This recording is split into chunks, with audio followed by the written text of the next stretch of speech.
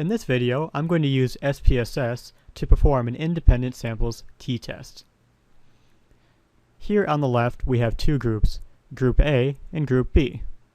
Both of these groups have 10 scores in them. We want to use the independent samples t-test to find out if these two groups are different from each other. Here, our independent variable is group, either Group A or Group B, and the dependent variable is score. Whatever these scores are, that is the dependent variable. So let's go over to SPSS. Right now we're in data view, and we have no data entered into SPSS. Before we put in any data, we need to go to variable view and enter in our variables. Here we have our independent variable, which is group, and we have our dependent variable, which is score. Now the thing about group is you're either in Group A or Group B. That might be easier. Let's just actually rename these Group 1 and Group 2. I'll show you why. We're going to go over to Values and click on this box. Then we click on the three dotted lines, click on the ellipsis here, and we put in values of 1 have a label of 1, and values of 2 have a label of 2, and hit OK.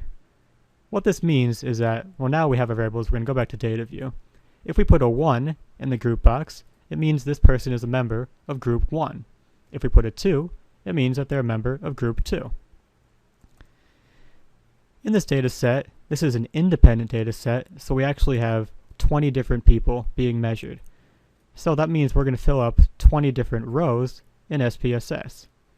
So we have 10 people who are in Group 1 and 10 people who are in Group 2. There we go. So now we're going to put in the scores. Got 98, 101, 94, 96, 112, 89, 94, 99, 96, and 97. That's for Group 1. Now for Group 2, we got 120, 114, 117, 121, 130, 127, 119, 134, 123, and 125. Most of the time you'll actually be able to just copy that in, but I did it by hand just so you can see how I'm doing it and to make sure I don't make any mistakes. So now we've got our 10 people who are in Group 1 and their scores, and we've got our 10 people who are in Group 2 and their scores. So now I'm going to go up to Analyze. And let's go to Compare Means. And we're going to go to Independent Samples t-test.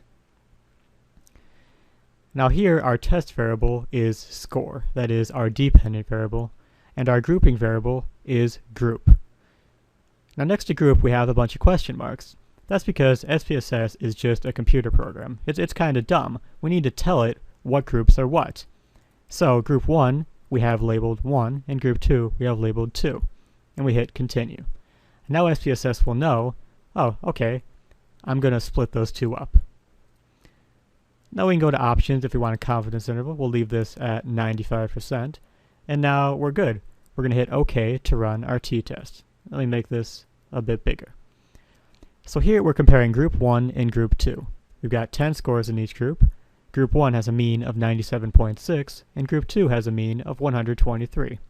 It also gives us our standard deviations and our standard error of the mean if you're interested. But what we want down here is the independent samples t-test. For now, we're just going to stick with the equivariances assumed model. So here it's given us our t. Our t is equal to negative 9.363, and we have 18 degrees of freedom. Our significance, our p-value, is 0.003. Actually, if you click on it here, takes a second. Where am I going? Oh, there we go. You can actually see that it's much, much smaller than that. It's not 0.00, it's like 0.0000243. It's never exactly 0, but that is our p-value. And because it's less than, in this case, 0.05, we're going to reject the null hypothesis, and we can say that Group 1, Group A, is different from Group 2, Group B. So now we performed an independent samples t-test using SPSS.